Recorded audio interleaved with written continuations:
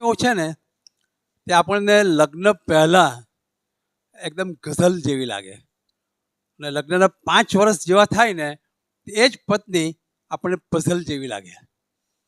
લગ્ન પહેલાં હું પત્નીને એમ કહેતો કે મુખડું તારું જોઈને મનમાં એમ થાય છે કે મુખડું તારું જોઈને મનમાં એમ થાય છે કે ચાંદ પર લોકો અમસ્તા જાય છે.